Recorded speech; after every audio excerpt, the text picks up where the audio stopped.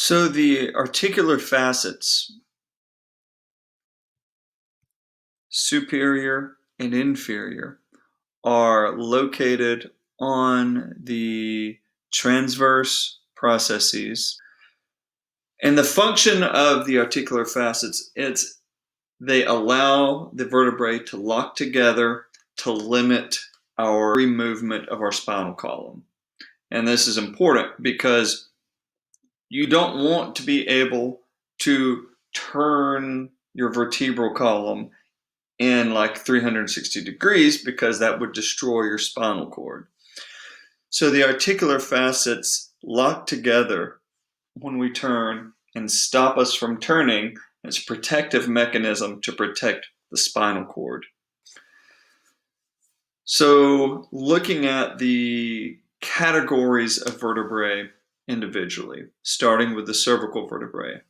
Cervical vertebrae are the small, dainty vertebrae at your head and neck. And the two most superior cervical vertebrae have a very distinctive anatomy, the atlas and the axis. So C1, the first cervical vertebrae, C1, this is referred to as the atlas. This is the vertebrae on which your skull rests.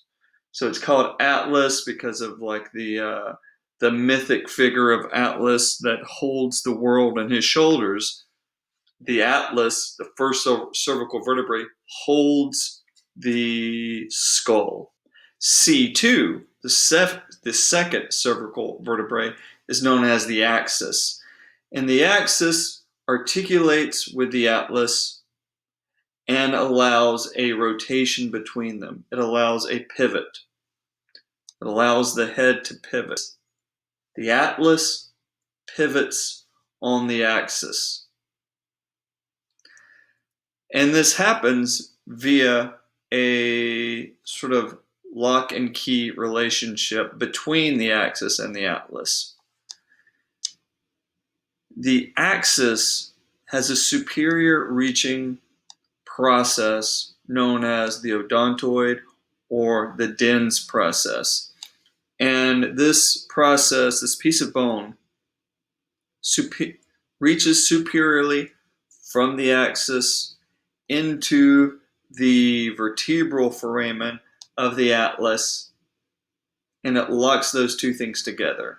So if you can imagine looking at this image here, imagine the base of the skull being here, and the axis sort of inserting into and locking into the atlas. That is very important because this allows the odontoid, really keeps the atlas from sliding one way or the other off of the axis. And why would you not want the atlas to slide off one side or the other? It's because that would very much damage your spinal cord, very much decreasing your chances of survival.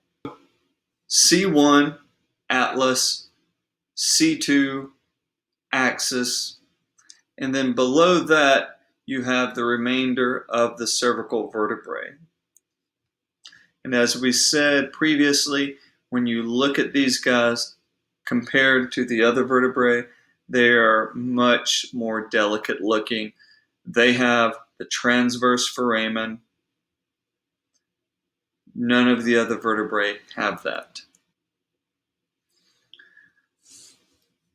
Looking at this image, you can see C1 up here.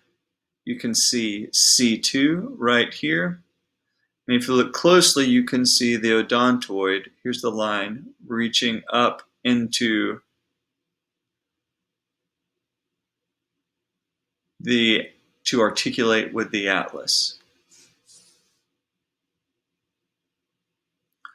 Moving down to the thoracic vertebrae. So cervical, thoracic, lumbar, sacral, coccygeal, 7, 12, 5, 5, 5. So 7 cervical vertebrae, 12 thoracic. Thoracic vertebrae are very important because these are the vertebrae that provide points of attachment for the ribs. So the rib cage rib cage attaches to the vertebral column at the thoracic vertebrae.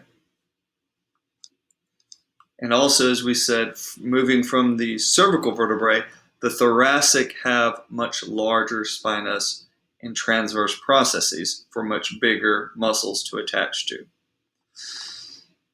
So if you look at a thoracic vertebrae, structures we have already covered: spinous process, transverse processes, corpus, vertebral foramen, superior articular facet, inferior articular facet. But what these guys also have, and you'll see them here, are the costal facets. Anytime you see the word costal or cost, C-O-T, that is referring to the rib cage.